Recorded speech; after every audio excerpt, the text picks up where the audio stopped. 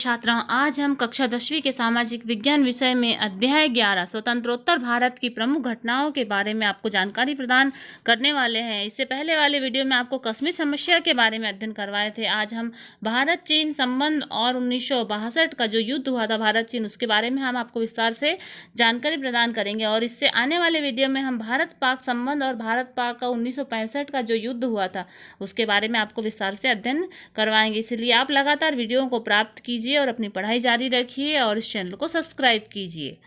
देखिए कि चीन और भारत के संबंध कैसे थे।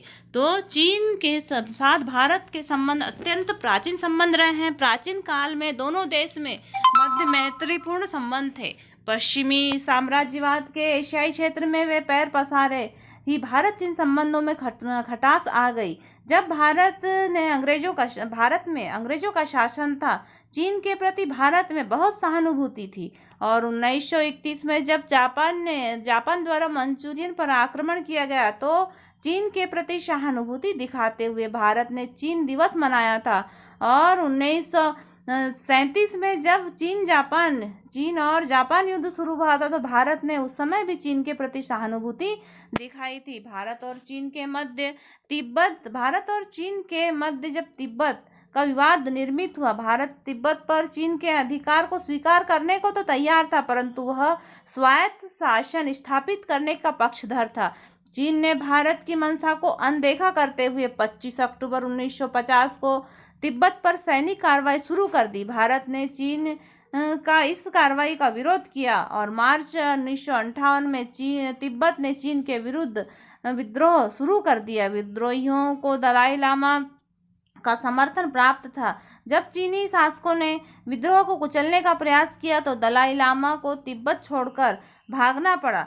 दलाई लामा को भारत सरकार ने शरण दी, जिससे दोनों देशों के मध्य शीत युद्ध शुरू हो गए और इसके साथ ही चीन ने सीमा विवाद भी शुरू कर दिया। भारत द्वारा पंचशील के सिद्धांत पर चीन के साथ पुनः संबंधों में मधुरता लाने का प्रयास किया गया।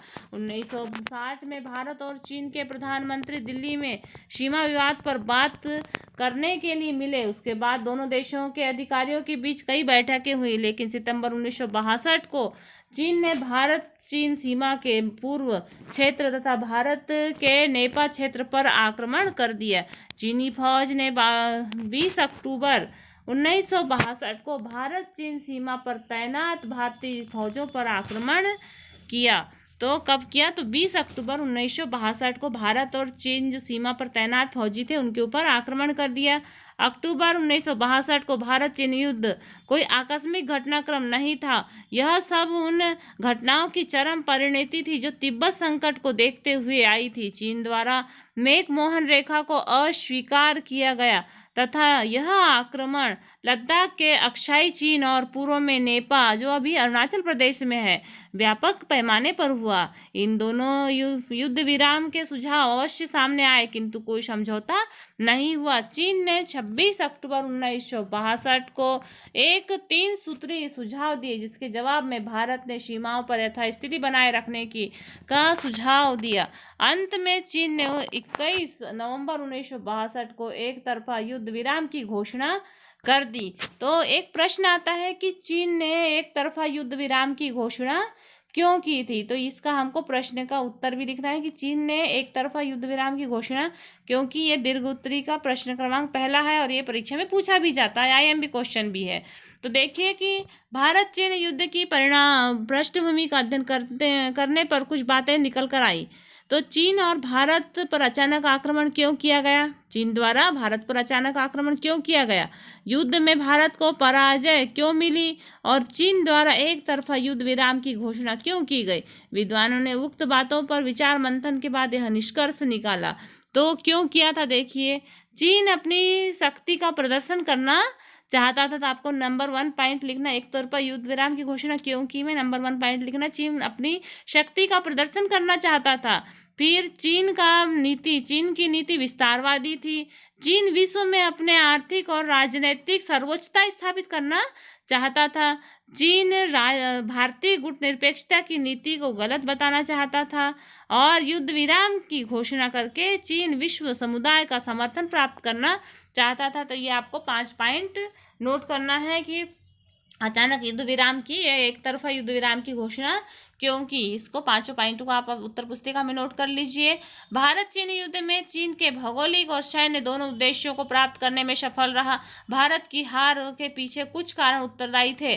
तो भौगोलिक स्थिति का लाभ चीन को मिला। चीन इस युद्ध के लिए पूर्णतः तैयार था, इसलिए भारत उसके लिए तैयार, जबकि भारत तैयार नहीं था। चीन ने अपनी विस्तारवादी नीति पर चलते हुए भारत को इस युद्ध में लड़ाई के लिए विवश किया। भारत चीन युद्ध की स्थिति और अफ्रीका और एशिया देशों में दिसंबर 1962 में कोलंबो में हुए सम्मेलन में विवाद की समाप्ति के लिए निम्नलिखित सुझाव दिए गए। तो जो अफ्रीका और एशिया देशों में जो दिसंबर में कोलंबो में जो सम्मेलन हुआ था उसमें क्या क्या सुझाव दिए गए देखिए। तो क्या सुझाव थे? वर्तमान नियंत्रण रेखा को दोनों देश स्वीकार करें। नियंत्रण रेखा के दोनों ओर 20 किलोमीटर के क्षेत्र में दोनों देश अपने सैनिक चौकियां हटा दें। विवादित विषयों पर दोनों देश परस्पर बातचीत से हल निकालें। ये 3 सुझाव कोलंबो में दिए गए। अब हम देखते हैं कि भारत चीन युद्ध के परिणाम क्या हुए। ये लघु उत्तरी का प्रश्न क्रमांक दूसरा है कि भारत चीन युद्ध के परिणाम क्या हुए थे। तो देखिए क्या परिणाम थे। भारत चीन संबंध, जब युद्ध होगा तो क्या स्थिति उत्पन्न होगी, तो भारत चीन संबंध कैसे हो गए? तनावपूर्ण हो गए। और जब चीन की जीत हुई थी, तो जब चीन की जीत हुई मतलब कि भारत का कुछ क्षेत्र चीन के पास गया ही होगा।